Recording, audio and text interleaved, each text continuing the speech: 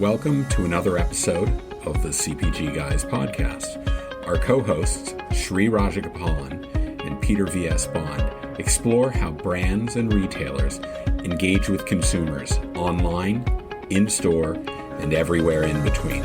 And now, here are Sri and Peter.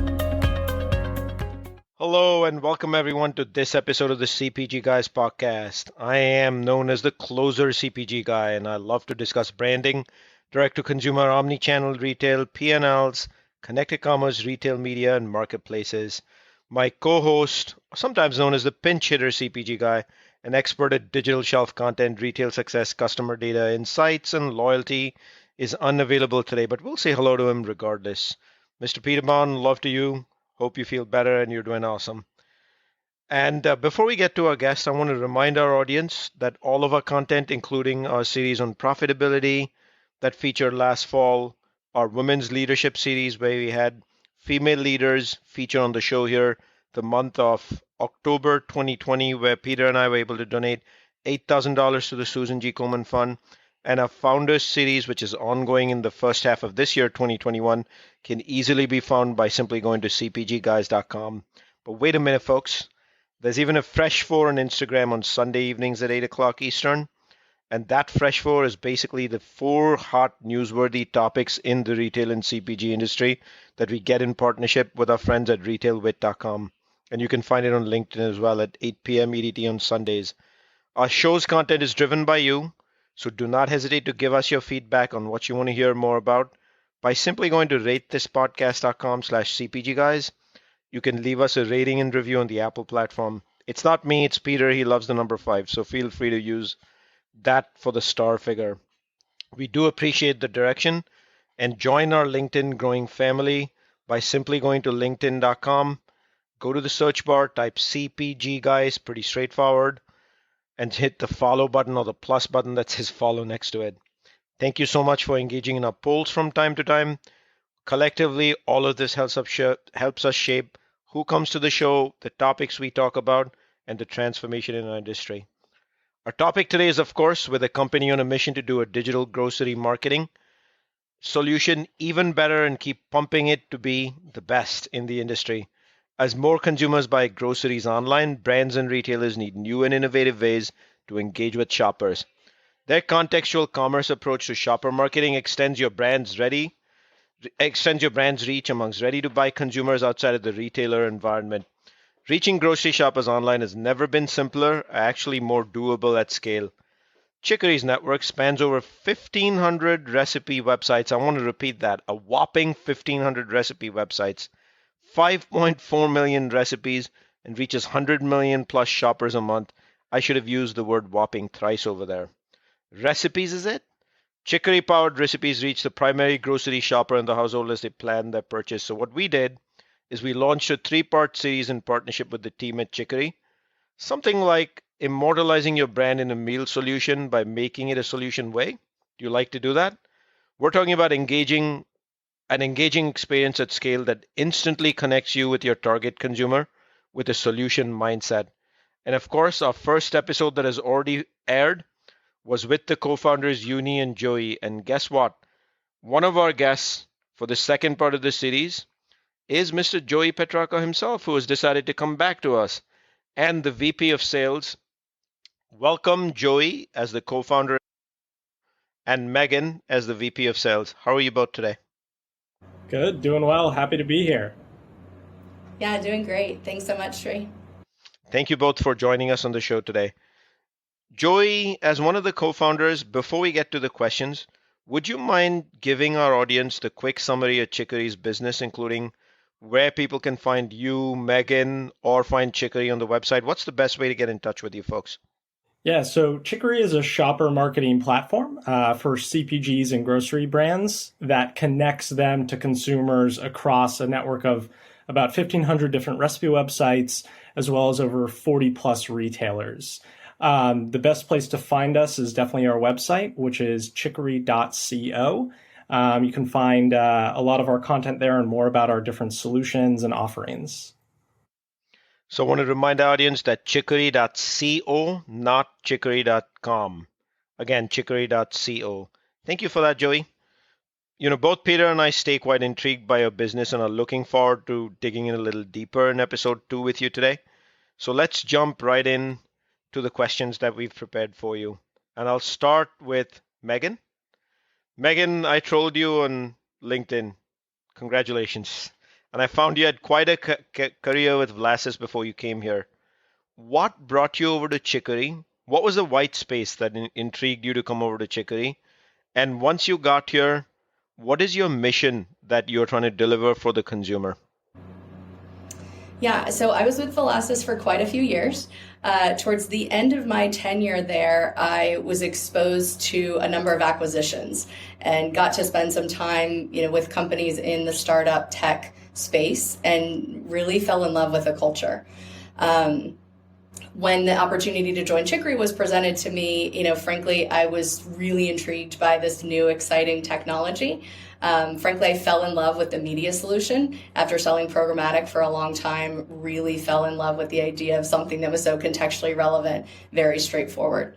I also love to cook. I follow a ton of food bloggers on Instagram and Pinterest. And so personally, I was, very connected to it just from a consumer standpoint. So for all those reasons, I made the jump. And that was about 2.5 years ago, a little bit longer. And since then, really, my mission has been to continue to build a high-performing sales team.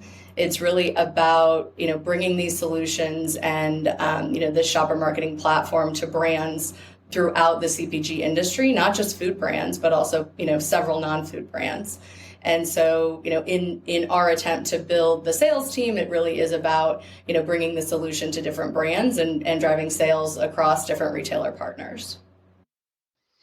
Meghan, it'll almost be unfair if I didn't ask you where you said you love to cook, so do I. What is your favorite item you like to cook? It's so hard to answer this. So I dabble in Whole30, if you know what that is. I'm not great at it, but so a lot of what I cook is in that arena. But over the winter, I perfected a vegan baked potato soup that I am extremely proud of. How awesome. So we'll share recipes after we wrap up this recording. But you do know, Meghan, that Joey has an open invite out for you and me to cross the Edcock Bridge and head over to meet him, and he is an awesome cook too. So we'll come back to you in a second for what item it is, Joey. But first, I want to jump right into the shopper's decision mindset. So obviously, the purchasing decision for the shopper these days is no longer made only at the physical shelf. Can you speak to expanding the shelf to digital and how contextual commerce actually plays into that expansion into the digital shelf? We have a rule here on the show, Joey. You have to decompose what contextual commerce means first. Yeah, so I basically think about this from two different ways. So one, what are the retailer or add to cart moments online that are now branding or awareness or really content moments? And two, what are the traditional branding or awareness moments online that can actually be retailer or add to cart moments? So I think you see, the former in a lot of conversations about the PDP, and how the PDP, isn't just a checkout moment anymore, but it's a branding moment as well. It's a full funnel. It provides marketing. But where contextual commerce starts to come in is that the opposite is also true, right? So there are a lot of moments online, that we as marketers traditionally treat them, as pure brand awareness or brand equity moments, that really can and should be connected to a retail moment, or an add to cart. And the reason why is consumers are already doing that. They're just not using sophisticated tools or widgets to make it easy. Essentially the act of building a basket online is happening all the time, right? So people are adding, subtracting, and adjusting their lists. There's no moment when someone is sitting down and saying, okay, it's list building time. We all know this, we do it every single day. And so then the next question is, what are the moments then that most inspire us to adjust our list? And how do we make it really easy for those moments to go from that moment to add into the list? And that is contextual commerce at its most basic. So it's the connection between the right contextual moment or the moment of inspiration, and the retailer to simplify that path to purchase. And I think, what this process or this concept enables for brands is a couple clear things. So one, it enables brands to essentially have a D2C strategy without having a D2C backend. Because they can connect their products for purchase across lots of digital touch points, including their own website or social channels or the network, of sites that we work with, for example. And also as a consequence, these tools, it gives brands a wealth of first-party data and insights around content and shopping behaviors. And with everything going on with CCPA, iOS 14, having a path to first-party data, having a path to these deep customer insights is more important than ever. Thank you for that, Joey, especially for the eloquent explanation of contextual commerce. I heard a very important word in there, D2C, one of my favorite topics or areas. But I heard you very clearly say this is the beginning of D2C light, aka D2C without the infrastructure.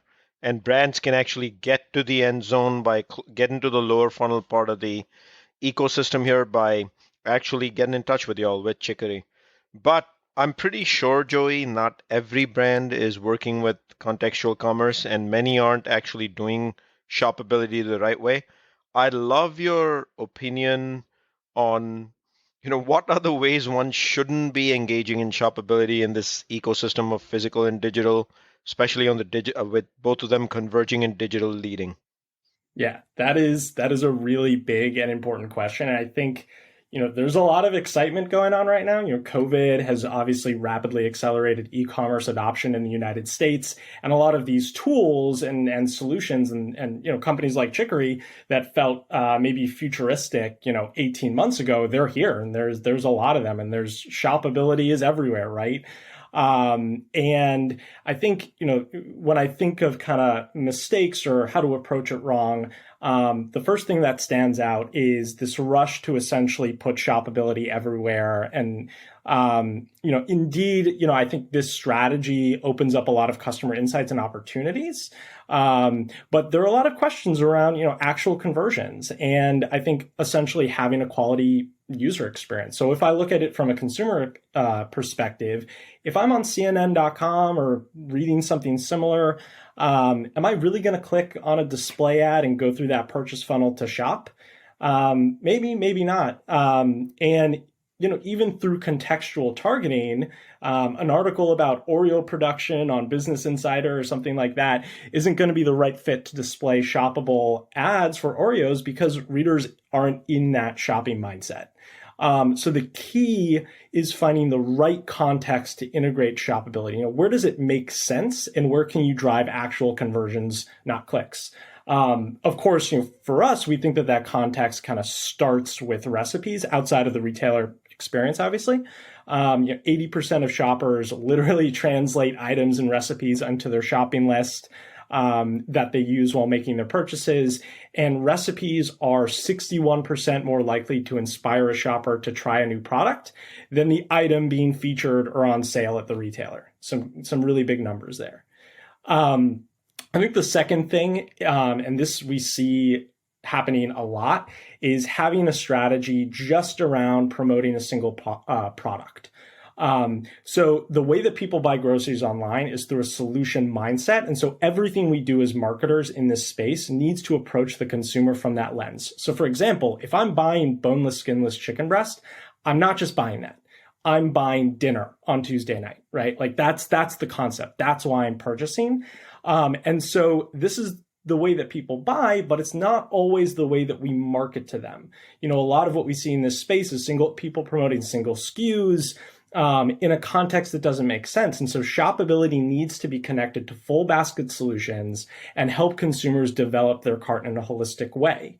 One of my favorite examples of this is we do a seasonal program with a beer manufacturer and help them reach consumers that are interested in different kinds of parties and events through our recipe content. And we provide consumers with an integrated shoppable solution across all that content, not just, click here's the beer, but click here's the beer and the snacks, here's the beer and the party, here's the beer and an easy to make appetizer. So you need to align, top to bottom, soup to nuts of what is the content, what is the context, what is that moment, and what solution can you actually provide, not just, buy this product. So it's a little bit more sophisticated. And I think the last thing, just real quick, is partnering with providers that don't have retailer relationships. So from our perspective, there's an inherent connection between shoppability and the growth of retail media. And ultimately, they need to work together to be successful and to become measurable. And so retailer relationships are key. We also know that the direct API-based relationships are more effective in terms of conversion and providing a quality user experience. And so that's why, for the past 2 years, one of the first things we did when we were building the business and getting a lot more serious and growing is establish a retailer group whose sole job at Chicory is to build deeper, longer lasting relationships with our retail partners. Because if you want to innovate, if you want to do things in this space, you can't just use an open API. You have to form a relationship with that retailer to actually grow, to build, to innovate together. They're key to all of this. Now, Joey, I know that in episode 1 I had asked you this question, but I'd love for you to remind our audience, when we talk of retail partnership, like who are some of the retailers that y'all have partnerships with? Yeah, so retailers that are on the Chicory network include Amazon, Walmart, Instacart, Kroger, Target, Ahold banners. We actually work with over 40 different retailers. The nature of those relationships range, but it's a big and growing list. Thank you for that, Joey. One other thing I wanted to point out is, as you were mentioning the CNN.com example, I actually have shopped a lot of things that way on the site banner ads. It shows up, but they were all impulse. Rarely would I ever do a planned purchase that way.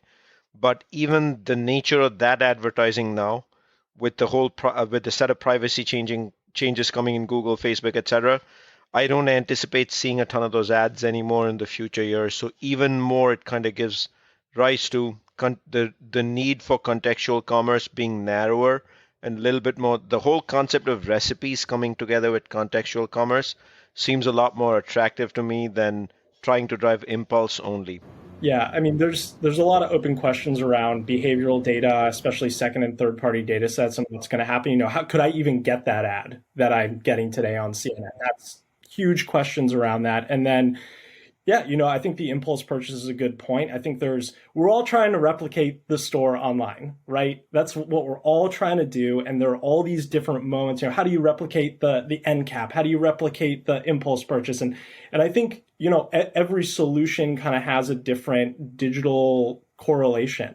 It's all part of a holistic strategy, I think.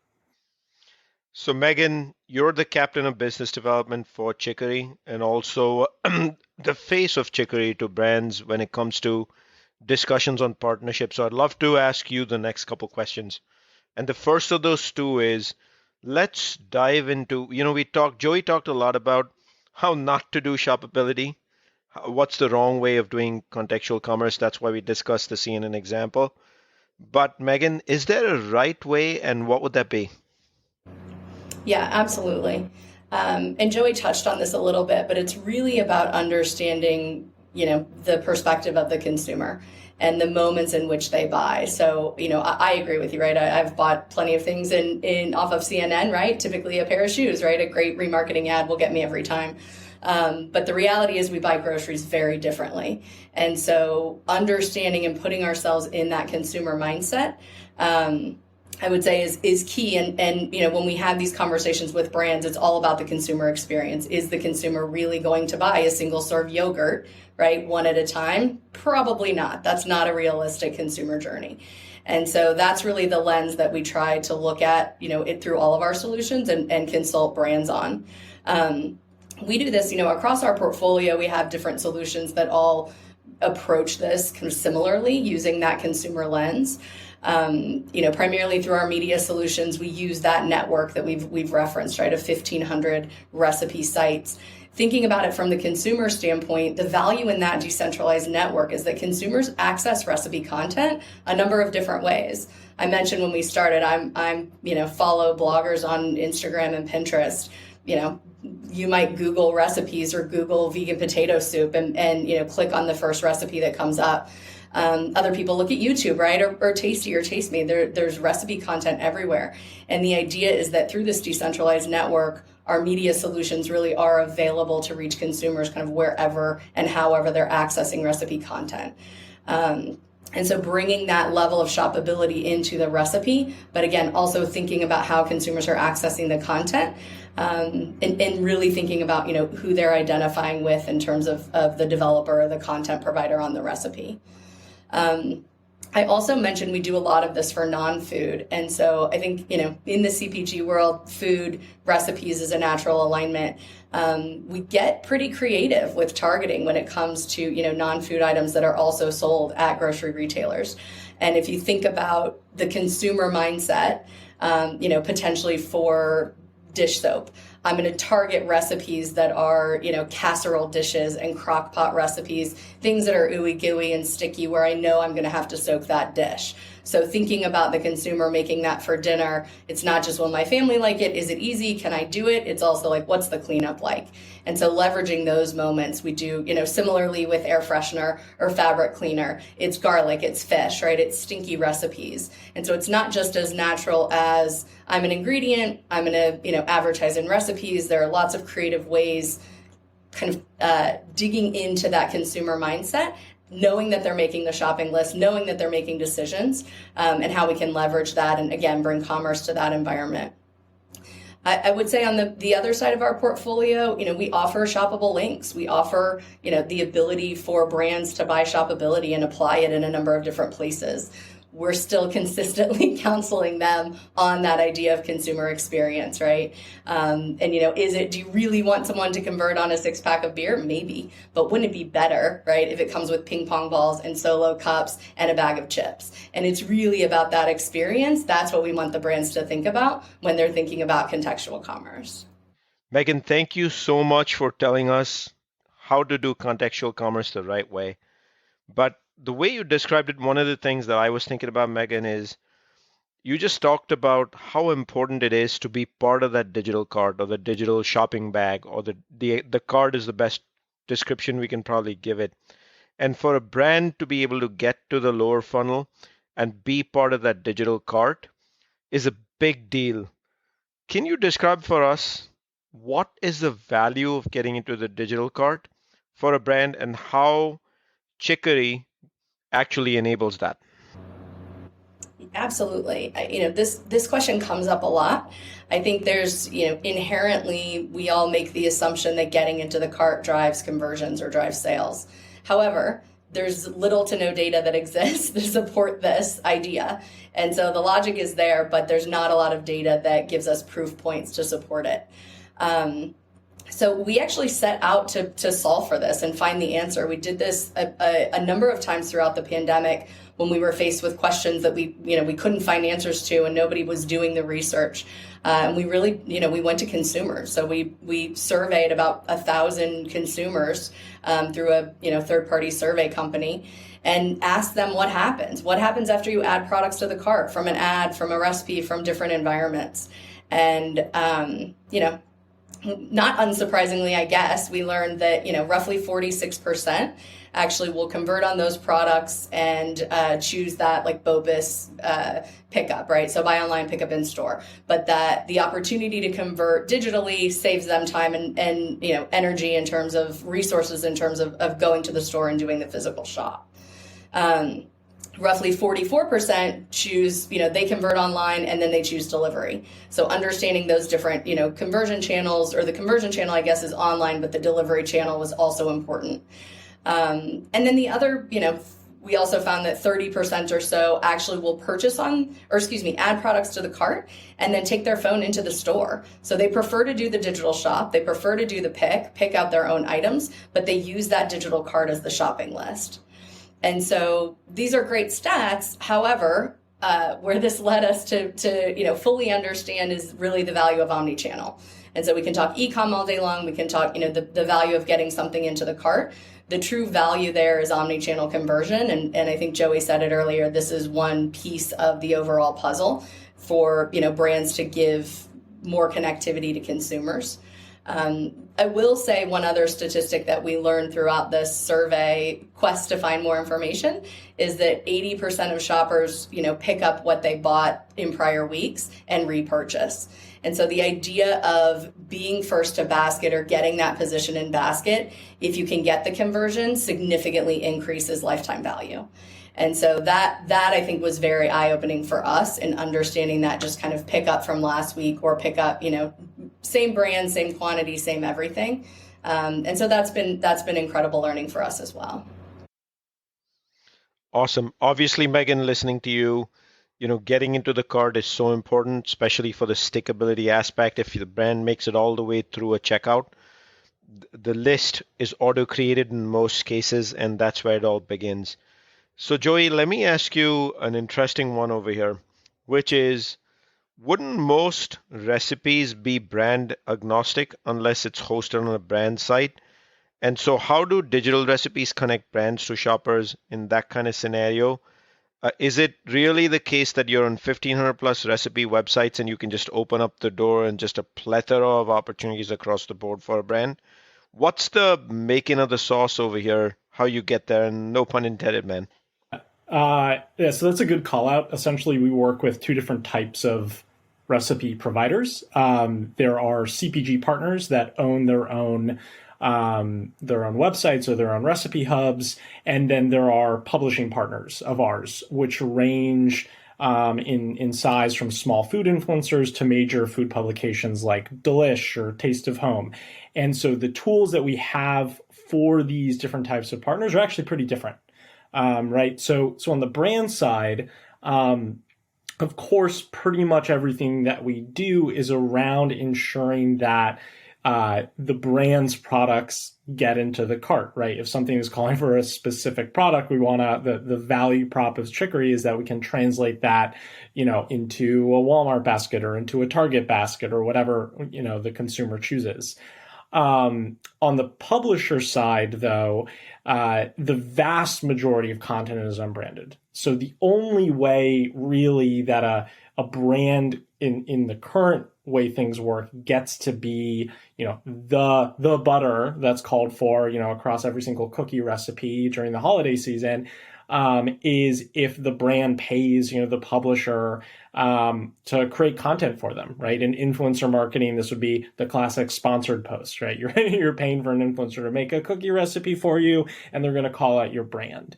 So the way that I think about Chicory is actually, and to answer your question, Chicory is almost doing the exact opposite of that, right? In a couple key ways. So instead of having content creators make content specifically for your brand, which is valuable and drives certain KPIs, there's no doubt about it. But instead of doing that, we're able to get brands into existing editorial content automatically. And we're able to do that in two ways. One is through our contextual media.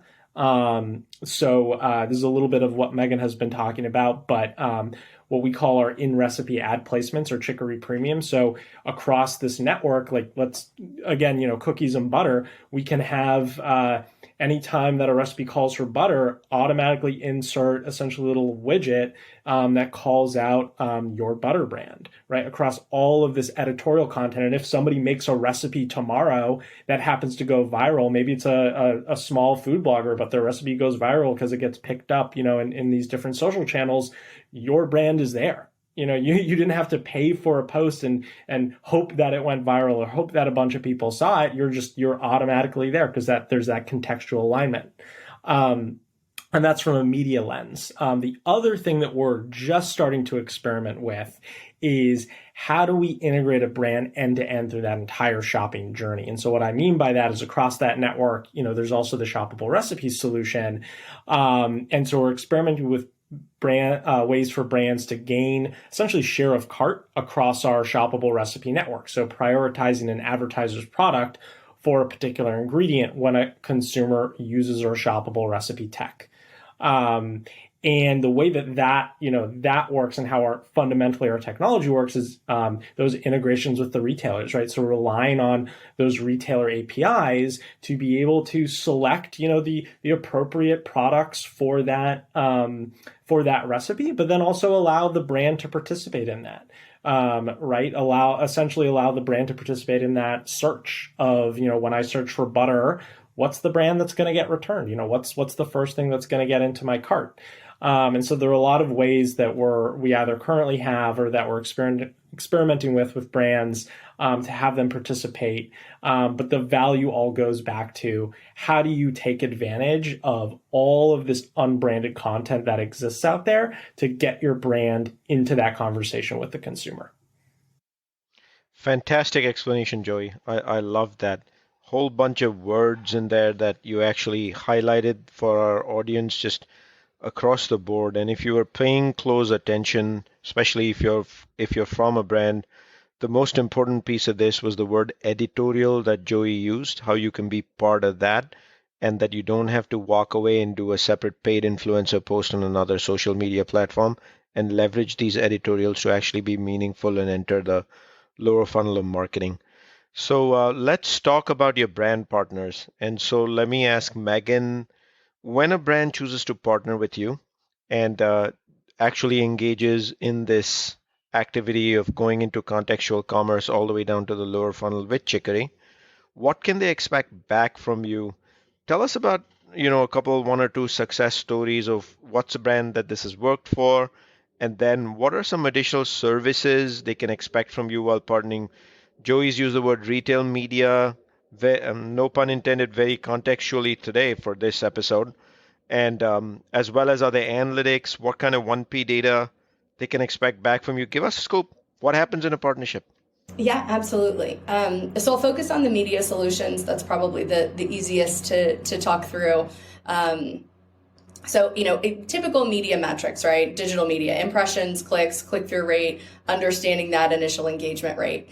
I will say, and Joey talked a little bit about our in-recipe ad units, we typically see, 3 times initial engagement rate or click rate than you would normally see on a programmatic ad. And we really attribute that to the contextual relevancy. I'll jump back to metrics, but as part of all of our media campaigns, we also build all of the creative for the brands. And so that's included as an added value. A lot of that, the ads have a very native look and feel, and that contributes nicely to that initial engagement rate. And so as part of that service, because we know what works, we include creative in all of those campaigns. In addition to the media metrics, if we're incorporating shoppability into a campaign, you'll also see add to cart metrics. And so that's typically as far down the funnel as we can see is that confirmation. And we get that, confirmation or ping back from the retailer API confirming which product went into the cart specifically. And again, whether that's multiples of the same item or a bundle of products, we have visibility into everything that got added to the cart. And then to take that a step further, depending on the retailer that we're working with, we typically will employ a third-party measurement partner. So these are the typical players, IRI, it's RSI, ANSA, Pathformance. We even use Placed if we're looking to drive foot traffic. And then with some of our retailer partners, we actually have, unique relationships where we actually use the retail partner to leverage their own loyalty data to perform that sales measurement analysis for us. And so we do that specifically, in the case of 8451, we're working on a few other retailer partnerships where, that team is actually using their own data to validate compared to our exposure data, true conversions that are happening both online and offline at the Kroger banners.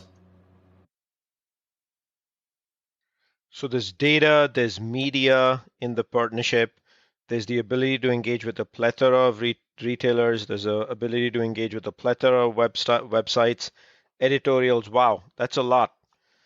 So Joey, I know I asked you the question earlier, who are your retail partners, but I'd love to learn more importantly, how do new ones come into the network? And when they come into the network through the API, are you enabling the one click for all ingredients pretty much right away with every retailer. Yeah. So, as we kind of talked about before, Chicory works with over 40 different retailers, and essentially the nature of those relationships can vary. So what we like to say is that our basic relationship with the retailer is essentially one that is listed across our different shoppable solutions, including the shoppable recipe network, right? So if you're a retailer, you sign up with Chicory, you're now going to appear as an option across these 1,500 sites, reaching 100 million plus users every single month. However, we view these relationships kind of on a spectrum. So, for example, our relationship with Kroger's 8451 enables us to receive KPM measurement and analytics for our clients' campaigns across the Chicory network. Whereas, we might have a more basic relationship that is just that add to cart capability. And really, we need just an API level connection with that retailer. What's super interesting in this space is that a lot of retailers even have public facing APIs, kind of as I mentioned previously. So we definitely interface with those partners, but we also have access and do custom development work with partners that they don't have APIs at all, or we help them build APIs. And so, that's part of having that deeper relationship with a retailer. In terms of why they work with Chicory, I think at a really high level, it's because we're creating a funnel that is turning, these digital content moments into retailer-specific traffic in a really turnkey way. Right? Like once a retailer works with us, we turn them on the network and boom, we start sending them traffic, because this technology isn't just driven by brand campaigns. It's on editorial content. It's on thousands of recipe websites. Consumers are interacting with it every single day. So first and foremost, it's a user acquisition tool, both for online, but then in store, kind of that digital store to conversion. And with a lot of our retailers, we see that they're looking at that data as well. And we're able to kind of study these things together.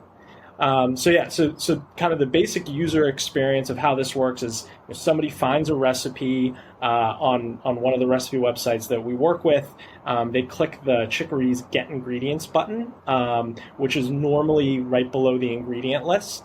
The consumer then selects the retailer, and then depending on the retailer's authorization process, you can either end up at this point with the items in your cart, or you might have to log in or authorize Chicory or something else. So actually, for better or worse, the ultimate user experience is in many ways driven by the retailers themselves. And so again, that importance of forming that direct retailer partnership and relationship, if a retailer has open-facing APIs, they might not actually be the consumer experience that you want for something like this. And so you have to work really closely with that retailer to talk about your use case and how your use case is different, right? And I think that's something that's missing with a lot of folks in this space. And again, it just highlights the need to work really closely with those retailers, because we're an extension of the store. We're only as good as their websites, as the APIs that they have. And so we spend a lot of time paying attention to that and working with them, and in some ways, proving to them that why they should, make their user experience better, maybe. It's a really great opportunity because it's a huge source of innovation for us. Wow, what an episode. We talked about 1,500 plus recipe websites, 5.4 million plus recipes as a result of those 1,500 plus recipe website reach. We talked about editorials. We talked about retail media, contextual commerce, even used the word API multiple times. How about that?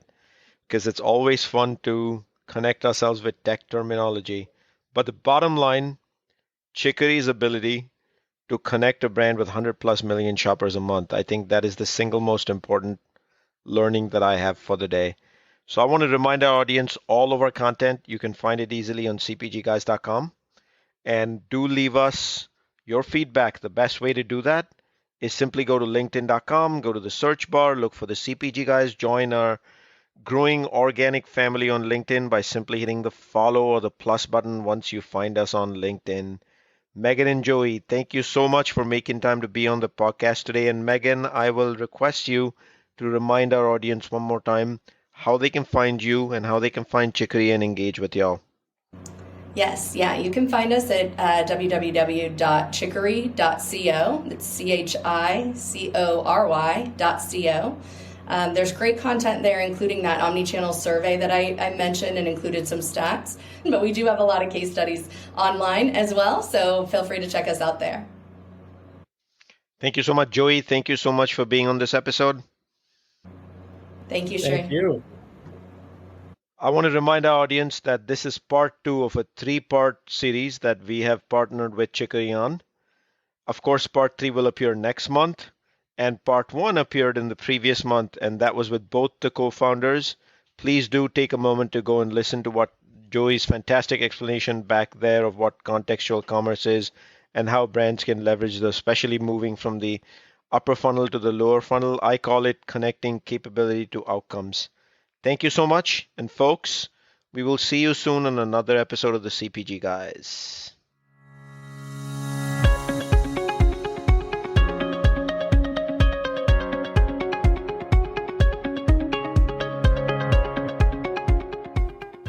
The content in this podcast episode is provided for general informational purposes only.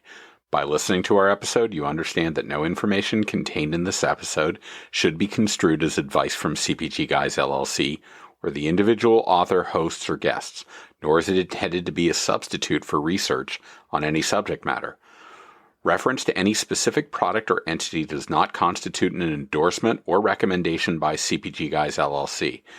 The views expressed by guests are their own, and their appearance on the program does not imply an endorsement of them or any entity they represent. The views expressed by CPG Guys LLC do not represent the views of their employers or the entity they represent. CPG Guys LLC expressly disclaims any and all liability or responsibility for any direct, indirect, incidental, special, consequential, or other damages arising out of any individual's use of, reference to, or inability to use this podcast or the information we present in this podcast.